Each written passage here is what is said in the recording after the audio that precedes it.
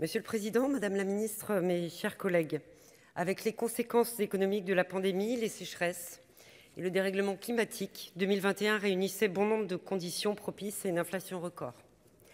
L'invasion de l'Ukraine par Poutine a encore aggravé cette situation. Les prix de l'énergie ont bondi, la crise alimentaire est devenue plus menaçante lorsque les Russes ont délibérément choisi de bloquer les exportations ukrainiennes de blé.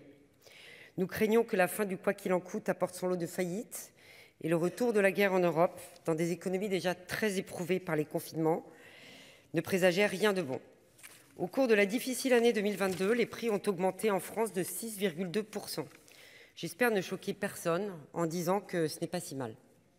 Sur la même année, à titre de comparaison, l'Argentine a battu son propre record avec 95% d'inflation. Et plus proche de nous, le Royaume-Uni, son Global Britain, ont enregistré une inflation de 11% devant les États-Unis avec quant à eux 7%. Au sein de l'Union, l'inflation moyenne constatée sur 2022 a été de 10%. Avec une guerre à nos portes, avec la raréfaction de notre approvisionnement en gaz, l'envolée du prix des hydrocarbures, avec nombre de nos centrales à l'arrêt, je crois pouvoir dire que nous en sommes plutôt pas trop mal tirés.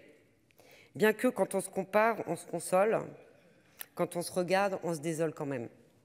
L'inflation frappe plus fortement les plus démunis de nos concitoyens, ceux dont le pouvoir d'achat est fortement contraint par les dépenses obligatoires, les dépenses courantes. Ceux-là sont en grande difficulté.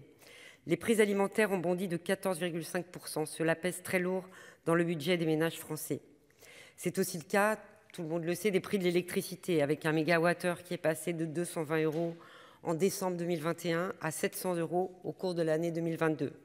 Il est heureusement redescendu depuis, mais malgré le bouclier énergétique, la facture de nos concitoyens a néanmoins augmenté de près de 15%. Les prix des carburants ont également atteint des sommets, grevant l'activité de tous ceux qui travaillent, les artisans, les chauffeurs, les livreurs, et plus généralement de tous les Français, particulièrement ceux qui vivent en milieu rural. Face à ces augmentations, frappant plus violemment les plus vulnérables d'entre nous, la tentation est grande de recourir à l'argent public. Entre la crise de la Covid et les difficultés économiques que nous rencontrons actuellement, notre dette publique, elle aussi, s'est envolée. 2300 milliards en 2019, elle avoisine aujourd'hui 3000 milliards. Avec la remontée des taux d'intérêt, cet état de fait est alarmant.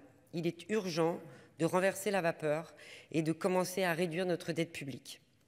Mais alors, quelles solutions pour améliorer le pouvoir d'achat de nos concitoyens ? J'en vois deux principalement. Tout d'abord, et au risque de choquer, la sobriété. En 2022, année de grandes tensions énergétiques, la consommation électrique de notre pays a nettement baissé par rapport à 2021, grâce notamment aux efforts consentis par nos entreprises et par nos concitoyens.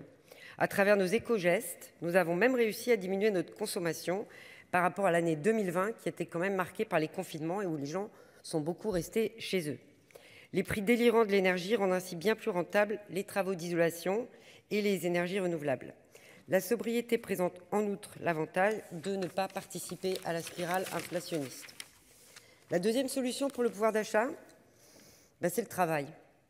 Les aides gouvernementales sont toujours prélevées sur nos concitoyens, que ce soit par l'impôt ou par la dette. Nous ne devons jamais l'oublier.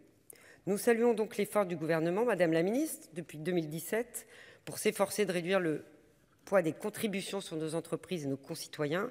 Nous souhaitons que cet effort soit poursuivi, notamment sur les impôts de production. Il nous faut favoriser les investissements dans nos territoires, tant dans les infrastructures que dans l'appareil productif. Le dérèglement climatique nous exhortait depuis bien longtemps à changer nos modes de production. La crise que nous traversons peut être l'accélérateur de ce changement. Les Chinois désignent par un même mot crise et opportunité. Il y a longtemps que les Français le savent. À défaut d'avoir du pétrole, nous devons d'avoir encore des idées et cette fois-ci des bonnes. Je vous remercie. Merci, cher collègue.